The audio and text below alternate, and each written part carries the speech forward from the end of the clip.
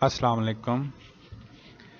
Myself Hassan Ali, and today we will discuss about online marketing knowledge. Online marketing करने के लिए क्या क्या स्टेप्स हम फॉलो करते हैं, ऑनलाइन मार्केटिंग अफेक्टिवली परफॉर्म करने के लिए किन प्रोसेसेस को, किस टाइप के रिसर्च को समझना हमारे लिए ज़रूरी होता है। आज की इस वीडियो में मैं आपसे उस सारे पॉइंट्स के बारे में डिस्कस करूंगा जो कि ऑनलाइन मार्केटिंग करने के लिए आपको रिक्वायर्ड होते हैं। स्टार्ट करते हैं सबसे पहले data, information, knowledge, understanding and wisdom.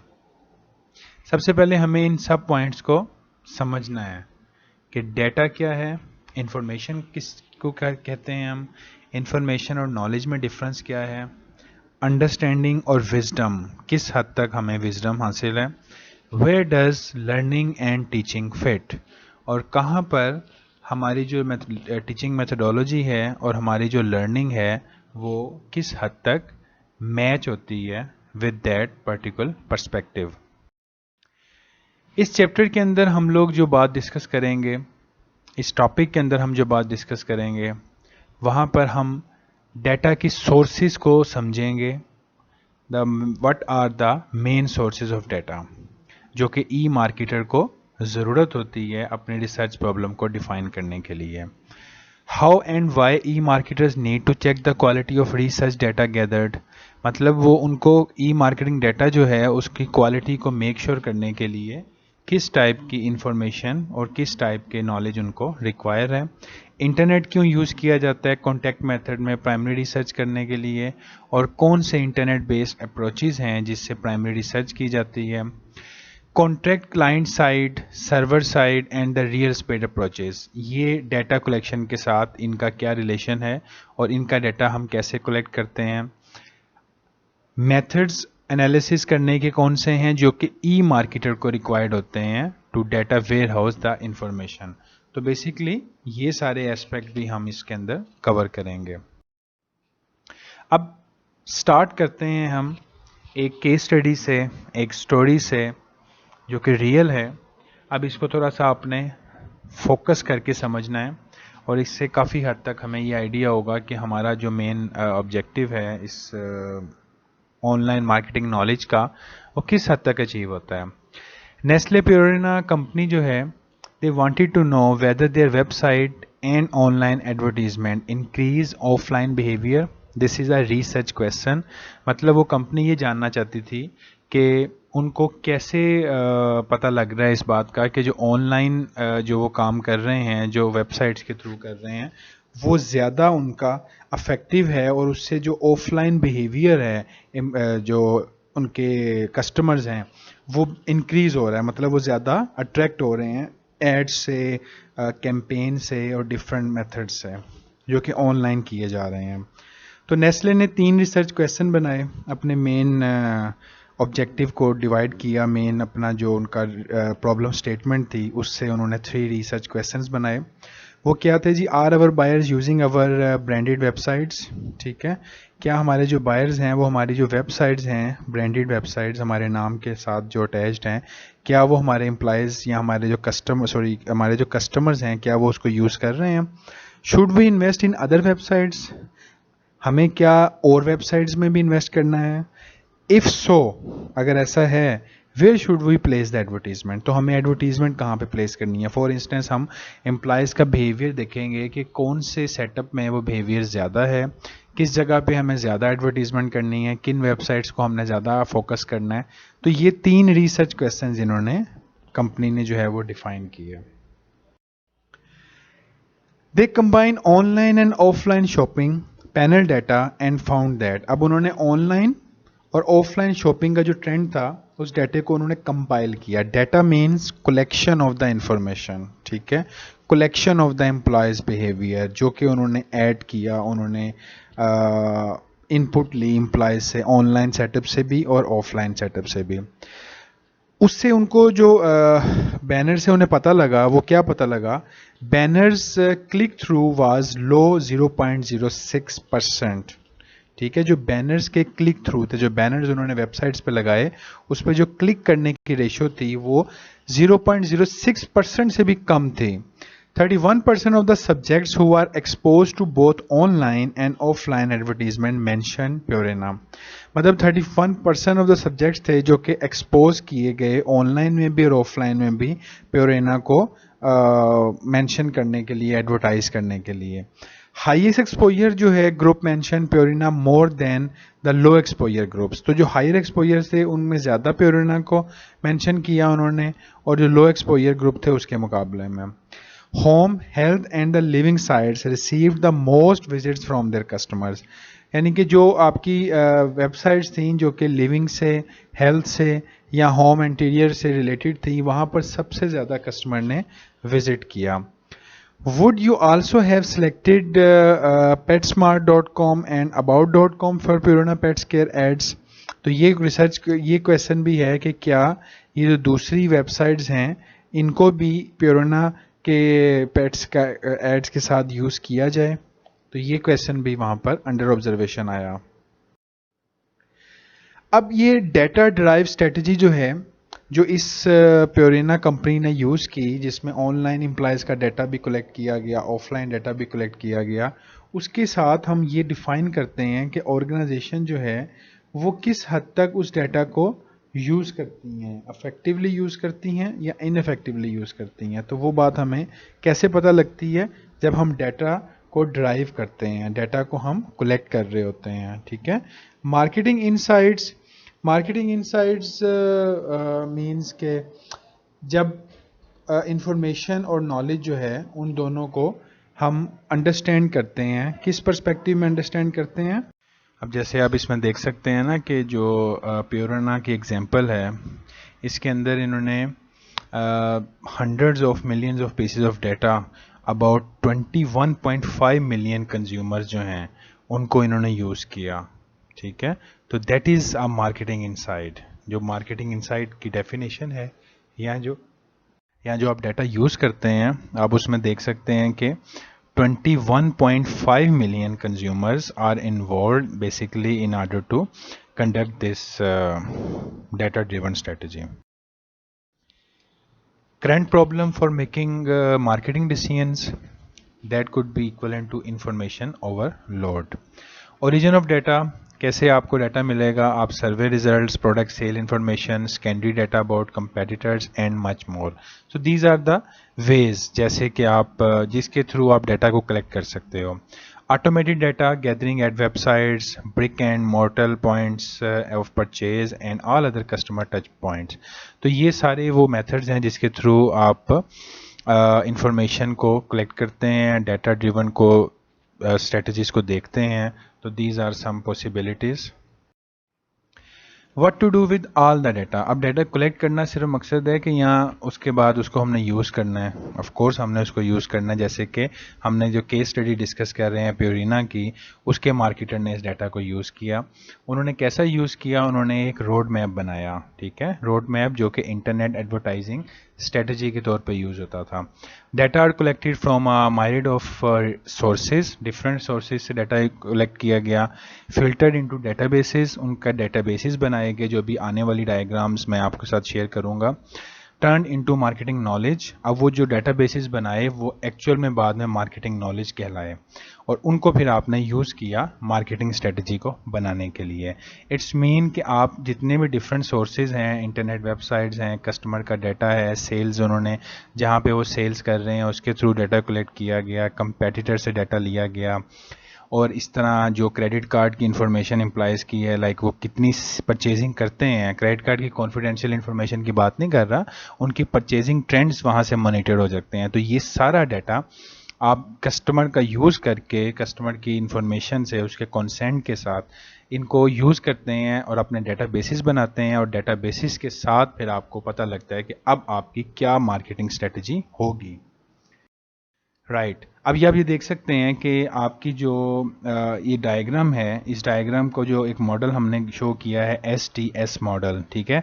S stand for sources है, और उसके बाद जो D है that is basically relating with the databases, और उसके बाद हम स्ट्रेटजी बनाते हैं। इसका मतलब है कि हमारे पास इंटरनल डाटा, सेकेंडरी डाटा और प्राइमरी डाटा, राइट। इंफॉर्मेशन किसकी, कंज्यूमर बिहेवियर की और कंपैरेटिव इंटेलिजेंस की, ये हमारे पास मैक्सिमम सोर्सेज हो सकती हैं। इंटरनल डाटा जो कि आप कह सकते हैं कि किसी भी ऑर्गेनाइजेशन के पास अपना डाटा है, इंफॉर्मेशन उसकी, उसके अलावा वो नया डाटा कलेक्ट करते हैं, क्वेश्चनर फिल करवाते हैं, इंटरव्यूज़ करते हैं, ये प्राइमरी डाटा कहलाता है।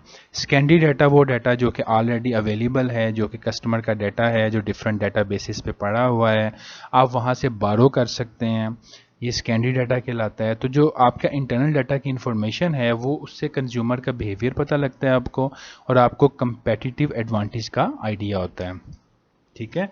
अब उसके बाद आप ये देखें, आपके पास सेकेंड एस्पेक्ट जो आता है, आप जब ये देखें, मैं आपको इसको अगर एक डायग्राम को एक्सप्लेन करता हूँ, यहाँ पर जो प्रोडक्ट का डेटाबेस है, यहाँ पर कस्टमर का डेटाबेस है, और यहाँ पर अदर डाटा इंफॉर्मेशन है। तो एक्चुअल में ये जो इंटरनल डाटा, सेकेंडरी डाटा और प्राइमरी डाटा है, ये हमारे पास सोर्सेज हैं जिससे हम इंफॉर्मेशन कलेक्ट कर रहे हैं, और यहाँ पर हम इसको कैटेगराइज कर लेते हैं इन सारे डाटाज को, जो बन जाते हैं तीन तरह के डाटे। एक है जो प्रोडक्ट से रिलेटेड डाटा होगा, ठीक है, वो भी इंटरनल डाटा से आपने लिया, सेकेंडरी डाटा से आपने लिया और प्राइमरी डाटा से लिया। सेम अब यहाँ पर एक कस्टमर का डाटा बना, ठीक है, कस्टमर की इंफॉर्मेशन, जैसे मैं आपसे बात कर रहा था, वो क्रेडिट कार्ड पे क्या परचेजिंग करता है, उसकी परचेजिंग ट्रेंड कितने हैं, एक रेगुलर, एक रूटीन वर्क में जो रेगुलर कस्टमर्स हैं, वो सारा डाटा यहाँ पर आ जाएगा। देन अदर डाटा, उनके कॉन्टैक्ट्स, उनकी इंफॉर्मेशन, उनका लाइक जनरल रूटीन कस्टमर के अलावा जो पोटेंशियल कस्टमर्स हैं, and number of other ways, तो ये अदर डाटा में आ गया। ये तीनों चीज़ें मिलकर बनेगी जी मार्केटिंग का नॉलेज, ठीक है। इनको कंबाइंड फॉर्म में आप कहेंगे मार्केटिंग का नॉलेज, और ये मार्केटिंग का नॉलेज फिर कहाँ यूज़ होता है, स्ट्रेटजी को बनाने के लिए, ठीक है। ये आपके पास टायर नंबर 1 में STP डिस्कस किया गया। STP आपका जो फार्मूला होता है ना, सेगमेंटेशन, टारगेटिंग एंड पोजीशनिंग, और इसके साथ डिफ्रेंशिएशन भी यहाँ पर यूज़ की गई है स्ट्रेटजी, जो कि आप यूज़ कर रहे होते हैं डिफरेंट यूनिक प्रोडक्ट्स को बनाने के लिए। तो सबसे पहले आप क्या करते हैं, सेगमेंटेशन करते हैं, अपनी मार्केट को डिफरेंट सेगमेंट्स में डिवाइड करते हैं based upon the different demographical characteristics. Gender हो सकता है, एज हो सकती है, क्वालिफिकेशन हो सकता है, एक्सपीरियंस हो सकता है। उसके बाद फिर आप इन सारे सेगमेंट में से किसी एक सेगमेंट को पिक करते हैं जो आपका अट्रैक्टिव मार्केटिंग पोटेंशियल जिसके अंदर आपको नज़र आ रहा होता है, वो आपका क्या कहलाएगा, टारगेटिंग। उसके बाद आप क्या करते हो, टारगेटिंग को यूज़ करते हुए फिर आप डिफरेंशिएशन स्ट्रेटजी अप्लाई करते हैं, जो कि आपकी यूनिक स्ट्रेटजी होगी, और आप फिर उसकी बेस पे पोजीशनिंग करते हैं। पोजीशनिंग होता है image of the product in the mind of the customer. तो ये जो डिफरेंशिएशन है ना, इसकी बजाय आप कॉस्ट लीडरशिप स्ट्रेटजी भी यूज़ कर सकते हैं, इसकी बजाय आप फोकस स्ट्रेटजी भी यूज़ कर सकते हैं। तो वो जो आपको पोर्टर्स की कंपैरेटिव फोर्सेज याद होंगी, वो पोर्टर्स की कंपैरेटिव फोर्सेज आप यूज़ करते हुए कोई भी स्ट्रेटजी यूज़ करेंगे, और उसके मुताबिक आपकी पोजीशनिंग बनेगी। फॉर एग्जांपल, यहाँ पर डिफरेंशिएशन अगर लिखी गई है, तो अगर हम एप्पल कंपनी की बात करते हैं जो कि मोबाइल फ़ोन, लैपटॉप्स और डिफरेंट गैजेट्स बनाती है, तो एप्पल फ़ोन की जो मार्केटिंग स्ट्रेटजी है वो डिफरेंशिएशन बेस है, वो यूनिक प्रोडक्ट के ऊपर फोकस करते हैं, वो क्वालिटी ओरिएंटेड प्रोडक्ट देते हैं, स्टेटस सिंबल की बात करते हैं। तो इसकी बेस पर जो वो पोजीशनिंग बनी कस्टमर की, वो क्या बनी, स्टेटस कॉन्शियस, ठीक है। उसके बाद आप कह सकते हैं कि एक उसमें यूनिकनेस का फैक्टर है, उसमें ये कोई नहीं कहता कि जी ये सस्ता है, इकोनॉमिकल है, इसकी रीसेल का पूछें या क्या बात है, कंसर्न होता है कि जी what is basically the unique thing in it, और वो है एप्पल का नाम, उसका ब्रांड और उसका स्टेटस सिंबल। अब इसको यूज़ करते हुए आप मूव करते हो मार्केटिंग के ऊपर, मिक्स यूज़ करते हो, प्रोडक्ट, प्राइस, प्लेस, प्रमोशन, और आप कस्टमर रिलेशनशिप मैनेजमेंट CRM इस तक आ रहे होते हैं, और फाइनली आपका बनता है परफॉर्मेंस मैट्रिसेस, जिसकी बेस पे आप ये बताते हैं कि हम अब कहाँ पर स्टैंड कर रहे हैं। Got it. तो these are the some points जिनको आप यूज़ करते हुए सोर्सेज को, मार्केटिंग नॉलेज को, और उसके बाद आप फिर स्ट्रेटजी को डिफाइन कर रहे होते हैं। ये हमने जो एग्जांपल अभी पिछली डिस्कस की है उस कंपनी ने भी इसी डायग्राम को यूज़ करते हुए अपने सारे मार्केटिंग डिसीजंस किए हैं। ऑलराइट, अब आप ये देखें जो हमने अभी पिछली डायग्राम में देखा उसको यहाँ पर एक इस कम्प्रीहेंसिव फॉर्म में आपके सामने शो कर दिया गया है, जो कि आपका टायर नंबर 1 था। उसमें आप पोजीशनिंग कर रहे थे, डिफरेंशिएशन, सेगमेंटेशन एंड टारगेटिंग, और यहाँ पर आप जब ई मार्केटिंग की बात कर रहे हो तो फिर आप ऑफरिंग, वैल्यू, डिस्ट्रीब्यूशन, कम्युनिकेशन और CRM तक अपने पॉइंट को लेकर आते हैं। ऑफरिंग या ऑफर, जिस तरह हम नंबर ऑफ टाइम बात कर चुके हैं कि जब हम बात कर रहे हैं लेटेस्ट एरा में, यहाँ पर हम प्रोडक्ट और सर्विस के वर्ड की बजाय ऑफरिंग का वर्ड यूज़ करें तो इट्स क्वाइट बेटर, कि इसमें हम प्रोडक्ट की बात भी कर सकेंगे और सर्विस की भी कर सकेंगे। हमने ऑफर करना है, हमने कस्टमर को वैल्यू प्रोवाइड करनी है, डिस्ट्रीब्यूट करना है, लाइक उस तक प्रोडक्ट कैसे डिस्ट्रीब्यूट होगी, वो ऑनलाइन ऑर्डर प्लेस करेगा, उसको शिपमेंट होगी, उसको कहाँ से प्रोडक्ट मिल सकती है, हमने ये बातें सारी कम्युनिकेट करनी है। आपने इंटीग्रेटिंग मार्केटिंग कम्युनिकेशन का कॉन्सेप्ट आपको होगा, जिसमें आपको ये बताया जाता है कि प्रोडक्ट सर्विस आप जो ले रहे हैं वो कहाँ से आपको मिलेगी, उसमें आपको मार्केटिंग किया जा रहा है, आपको एडवर्टीजमेंट के थ्रू बताया जा रहा है, और ये सारी कम्युनिकेशन आप तक होती है जिसको हम इंटीग्रेटिंग मार्केटिंग कम्युनिकेशन कहते हैं, जिसमें फिजिकल चैनल भी इन्वॉल्व होते हैं और उसमें आपके जो इंटेलेक्चुअल चैनल्स हैं, जो आपके कम्युनिकेशन चैनल्स हैं, वो भी आपके यूज़ होते हैं। CRM, कस्टमर रिलेशनशिप मैनेजमेंट, ठीक है, तो ये आपकी कस्टमर रिलेशनशिप मैनेजमेंट या पर्सनल रिलेशनशिप मैनेजमेंट, ये सारे फैक्टर यहाँ पर फाइनली हम यहाँ तक पहुँचते हैं जिसमें हम कहते हैं कि हमने कस्टमर को ज़्यादा देर तक अपने साथ लेकर चलना है। ये आपके पास डाटा, कॉर्पोरेट डाटा जो है वो एक मैंने डायग्राम ली है जो कि काफ़ी पुराना डाटा है, लेकिन जस्ट आपको बताने के लिए, आपको शो करवाने के लिए यहाँ पर मैं दिखा रहा हूँ कि इसमें आप देख सकते हैं कि 1999 से अगर स्टार्ट होते हैं तो उसके बाद जो कॉर्पोरेट डाटा है उसमें एक इंक्रीजिंग ट्रेंड आपको नज़र आ रहा है, ठीक है। तो ये जो इंक्रीजिंग ट्रेंड है वो आपको कहाँ पर लेके जाता है, 2003 तक। इसी तरह अगर हम आज के टाइम में बात करेंगे तो हमारे पास, अगर लेट से मैं पहला 1999 की जगह मैं यहाँ पर 2010 प्लॉट करता हूँ और आगे मैं उसको 2020 तक लेकर आता हूँ, तो वो हम एक बार चार्ट की शक्ल में हमने इसको दिखाया कि जो डाटा का जो TBs हैं, जो टेराबाइट्स हैं, वो जैसे कि आपको पता होगा कि 1 MB is equal to 1000 KBs, 1000+ KBs, और इसी तरह जो 1 GB है उसमें भी 1000+ MBs होते हैं, और इसी तरह टेराबाइट्स जो हैं उसके अंदर भी GBs होते हैं। तो ये जो यूजेज है एक कस्टमर का, जो कह सकते हैं कि जो डिफरेंट किस्म के अप्रोक्सीमेट 20 टेराबाइट्स ऑफ टेक्स्ट जो है वो क्लेम किया जा रहा है US लाइब्रेरी ऑफ कांग्रेस का, जिसमें तो ये अप्रोक्सीमेटली 20 TBs जो है वो टेक्स्ट का यूज़ करने का फैक्टर नज़र आया है। तो इट इज़ अ रिसर्च, ठीक है, उसकी कंट्रीब्यूशन यहाँ पर शो की गई है। डाटा और डिसीजन मेकिंग जो है वो प्योरिना कंपनी जो है उसमें कैसे डिफाइन होती है। सबसे पहले है, हम जिस तरह लेक्चर जब मैंने स्टार्ट किया था तो मैंने आपसे बताया था कि हमने आज डाटा को डिफाइन करना है, हमने इन्फॉर्मेशन की बात करनी है, हमने नॉलेज की बात करनी है, और फिर हमने डिसीजन की बात करनी है। तो आपको जैसे अभी तक जितनी अंडरस्टैंडिंग हुई है उसमें आपको पता लगा होगा कि सबसे पहले हमने कस्टमर का डाटा लिया और उसकी सोर्सेज आपको मैंने कौन कौन सी बताई। मैंने आपको उसकी प्राइमरी डाटा की रिसोर्सेज बताई, कि प्राइमरी डाटा वो डाटा है जो कि हम इनिशियली फर्स्ट टाइम कलेक्ट कर रहे हैं, कस्टमर से इंटरव्यू लेके कर सकते हैं, क्वेश्चनर फिल करवा के कर सकते हैं, ठीक है। उसके बाद वो जो सेकेंडरी डाटा है, सेकेंडरी डाटा वो है जो कि ऑलरेडी अवेलेबल है, जो डिफरेंट सोर्सेज से आप ले सकते हैं, परचेज कर सकते हैं, कस्टमर की पर्सनल इन्फॉर्मेशन उसमें आ सकती है, कॉन्टैक्ट डिटेल्स आ सकती हैं, कस्टमर का बाइंग ट्रेंड आ सकता है पिछले 5 सालों का, ठीक है। अब ये सारा डाटा लेने के बाद पहले स्टेप से फिर हम मूव कहाँ पे करेंगे, ये डाटा हमारे लिए बन जाएगा एक इन्फॉर्मेशन, ठीक है। अब इस इन्फॉर्मेशन को हम यूज़ कर सकेंगे। हम इस इन्फॉर्मेशन को यूज़ करने के बाद हम कहेंगे कि जी अब हमारे पास प्रोडक्ट डाटा है, हमारे पास कस्टमर डाटा है, हमारे पास अदर डाटा है, और ये तीनों हमारी बन जाएंगे डेटाबेसेस।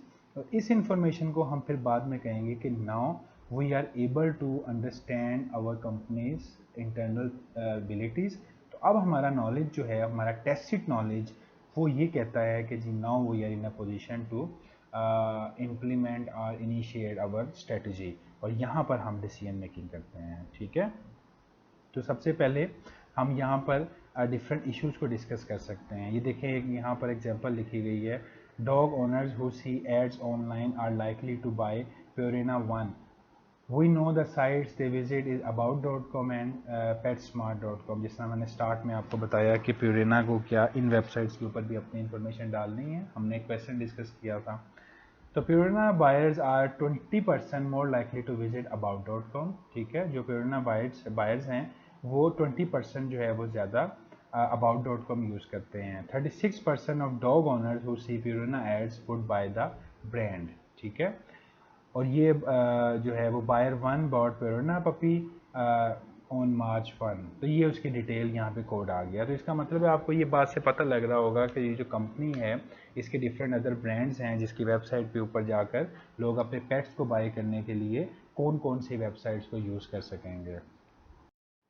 मार्केटिंग नॉलेज को फिर हमने मैनेज कैसे करना होता है, हम नॉलेज मैनेजमेंट की यहाँ पर बात करने जा रहे हैं। ठीक है, ये बड़ा एक इंटरेस्टिंग पॉइंट आपने गौर से सुनना है कि हमने जैसे अभी तक डिफाइन किया कि डाटा जो है वो इंफॉर्मेशन में कन्वर्ट होता है, इंफॉर्मेशन जो है वो आपके नॉलेज में कन्वर्ट होती है। तो नॉलेज को फिर जब आप मैनेज करते हैं ना, तो एक्चुअल में दिस इज द स्ट्रेंथ।